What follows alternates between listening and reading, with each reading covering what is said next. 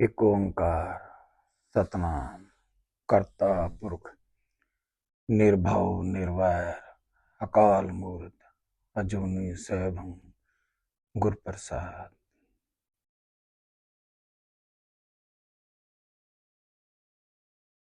जो लोग ईश्वर को मानते हैं उनके पास पैसा क्यों नहीं होता, उनके पास यश या बहुत कुछ क्यों नहीं होता, उसका कारण ये है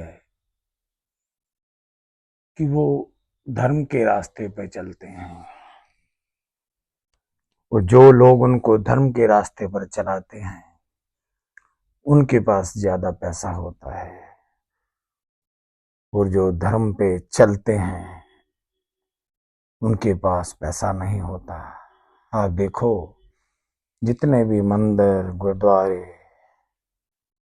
जितने भी स्थान होंगे, तीर्थ स्थान, वहां पर पैसा होगा, लेकिन जो वहां जा रहा है उसके पास पैसा नहीं होता। बड़े बड़े मंदिर में अरबों रुपया है, गुरुद्वारों में अरबों रुपया है, लेकिन गुरुद्वारे में एक खासियत यह है कि वहां पर गुरु का लंगर चलाते हैं, लेकिन फिर भी पैसा है।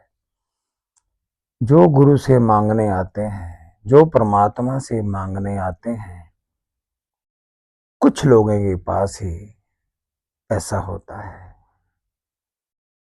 कारण क्या होता है? क्योंकि जो धर्म के ठेकेदार होते हैं वो लोगों को बहला लेते हैं कि हमारे इधर ही ईश्वर है, भगवान है, जबकि ईश्वर तो हर जगह है। गुरु ग्रंथ साहिब में लिखा है कि सब जगह हरि हरि, जल में हरि है, थल में हरि है, जहां आप बैठे हैं वहां भी हरि है, सब जगह हरि है। वो कहता है मैं हर जगह हूं, मैं हर जगह हूं। जैसे भगत प्रहलाद ने जब ईश्वर को पुकार किया तो वो किसी मंदिर में नहीं बैठे, किसी गुरुद्वारे में नहीं बैठे, वो बैठे कहीं भी एकांत में जाके उन्होंने तपस्या की, उन्हें ईश्वर की प्राप्ति हुई। वह हरणाकश जो उनके पिता थे, वो चाहते थे कि मैं ही भगवान हूं, मैं ही ईश्वर हूं। भक्त गरीब था, भक्त गरीब था, लेकिन उसका पिता राजा वो बहुत अमीर था। भगत गरीब क्यों था? कि उसके पास भगवान था। वो जिसके पास भगवान होता है उसके पास मन की गरीबी होती है, लेकिन वो बहुत अमीर होता है क्योंकि उसके पास तो ईश्वर है। मैं ये कहना चाहता हूं कि ईश्वर हर जगह है। आप जहां भी आलती पालती मार कर बैठ जाएंगे वहीं आपको ईश्वर नजर आएंगे, अगर आपका मन सच्चा है। ऐसा नहीं है कि भगवान सिर्फ मंदिर और गुरुद्वारों में है, ऐसा नहीं है। भगवान आपके हृदय में रहता है। आप जो कर्म करते हो उसका वो फल देता है आपको।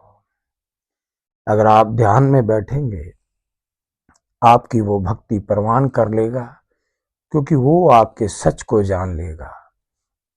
जब ईश्वर आपके सच को जान लेता है तो वो आपके अंदर ज्योत के रूप में प्रकट हो जाता है, जबकि ईश्वर कण कण में है। जी, ईश्वर कण कण में है। ऐसा नहीं है कि आप कहीं आप खाना भी खा रहे हो, अगर उसको याद कर रहे हो तो आपको प्राप्ति हो सकती है।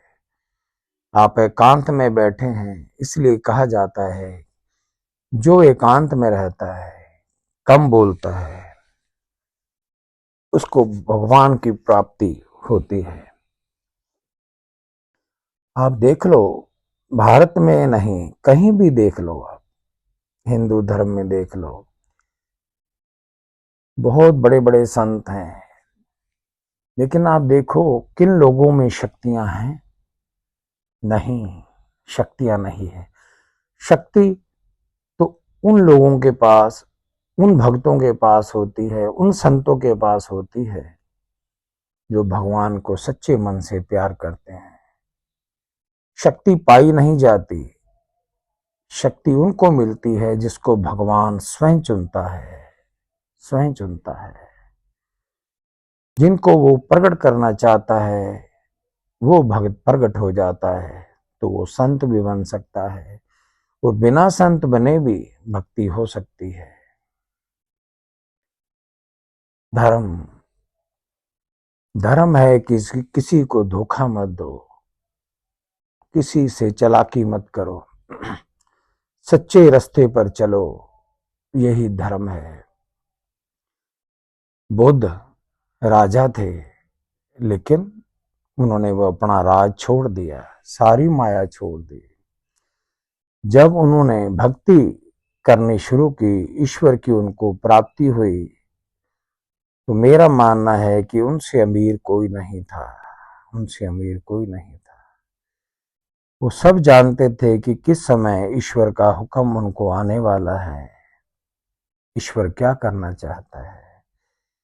उनको ईश्वर कैसे मिला? क्यों? क्योंकि वो एकांत में चले गए।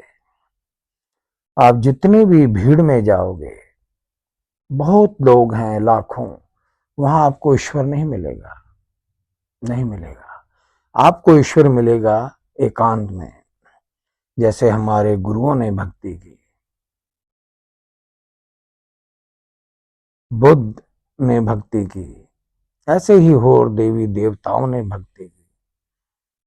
आपने तो देखा होगा शंकर भगवान भी, महादेव, वो अकेले बैठे रहते थे, आंखें मीच के, बहुत कम वो। क्यों? क्योंकि वो भी भक्ति में रहते थे। वो किसकी पूजा करते थे या किसकी आराधना करते थे?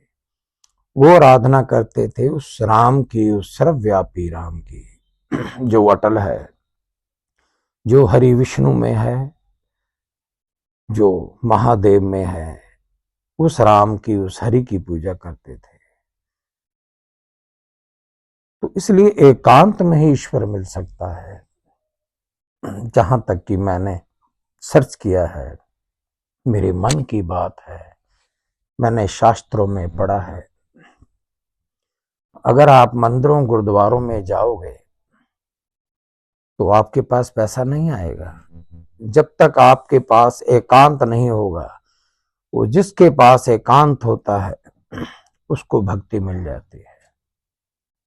गुरुद्वारों मंदिर में तो बहुत भीड़ होती है, इंसान समझता है कि वो ईश्वर का स्थान है।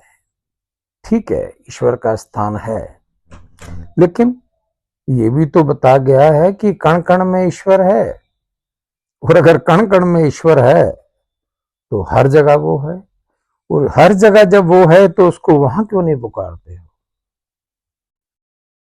आप जितना पैसा तीर्थ में खर्च करते हो, वो पैसा अगर आप किसी गरीब को, जो जिसके पास खाना नहीं है, रोटी नहीं है, उसको खाना खिलाओगे तो ईश्वर प्रसन्न हो जाएगा।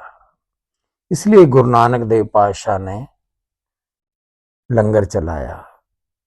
वो लंगर उन्होंने 20 रुपए में शुरू किया था, आज वही लंगर हर जगह चल रहा है। गुरु नानक ने देखा भूखे को खाना खिलाना ये सबसे बड़ा पुण्य है, ये ही सच्चा सौदा है।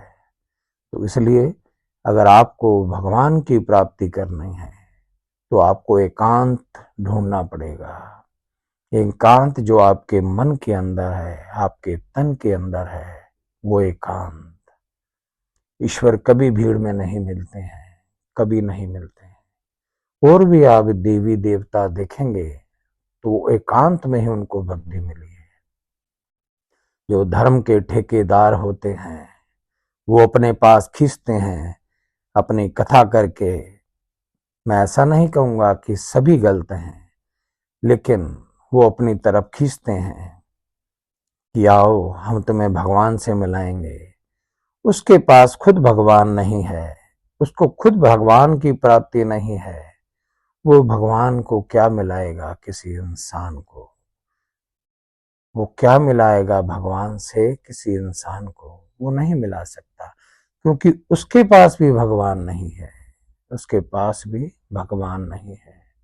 तो अगर भगवान की प्राप्ति करनी है और आपको कुछ मांगना है तो उससे मांगो जो सबको देता है।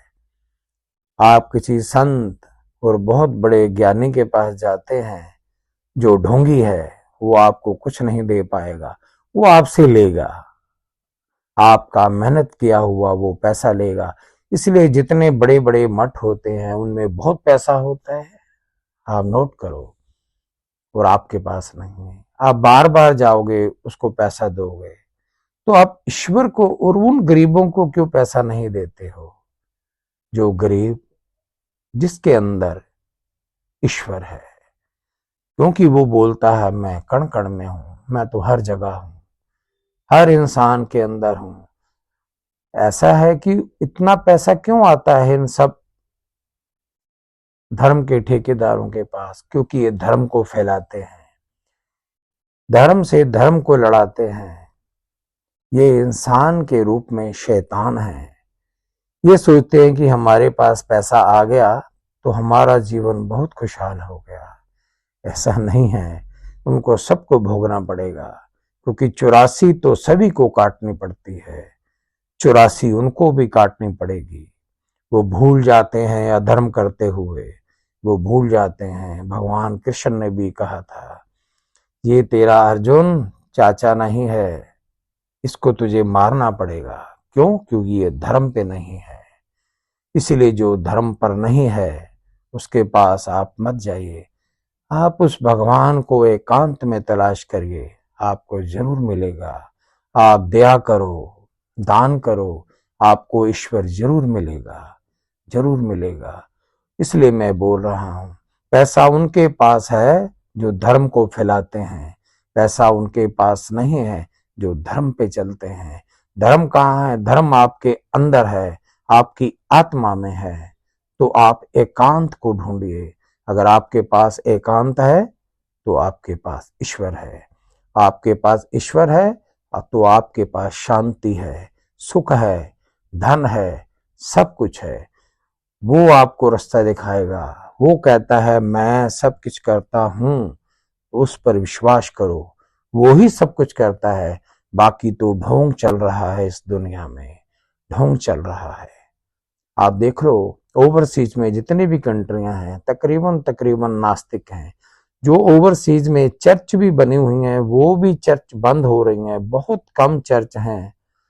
वो भगवान को इतना नहीं मानते, लेकिन इंडिया में भगवान को मानते हुए भी इतनी गरीबी इंडिया में है, कहीं भी नहीं है। जो धर्म की आड़ में लोगों को बहलाते हैं उनके पास पैसा है, लेकिन जो धर्म के रास्ते पर चलते हैं उनके पास पैसा नहीं है, क्योंकि वो ईश्वर को ढूंढ रहे हैं मंदिर में, गुरुद्वारे में, मस्जिद में। ईश्वर वहां नहीं है। ईश्वर तो आप जहां बैठ जाओगे, उसको याद करोगे, वो प्रकट हो जाएगा। प्रकट आपकी अंतरात्मा में, आपकी ज्योत में प्रकट हो जाएगा। तो माफ करना अगर मुझसे कुछ गलती हो गई हो। तो मैं क्योंकि बचपन से ही ज्ञानी हूँ, एक साधु हूँ, मुझे जो ज्ञान मिला एकांत में बैठकर मिला। आज मैं चाहता था आपसे वो बात साझा करूं, आपसे मैं ये इस बारे में बात करूं, क्योंकि आप भटको नहीं, सच्चे रास्ते पे चलो, उसको ढूंढो, पर एकांत में आपको वो जरूर मिलेगा। सतनाम। ईश्वर सबका भला करे।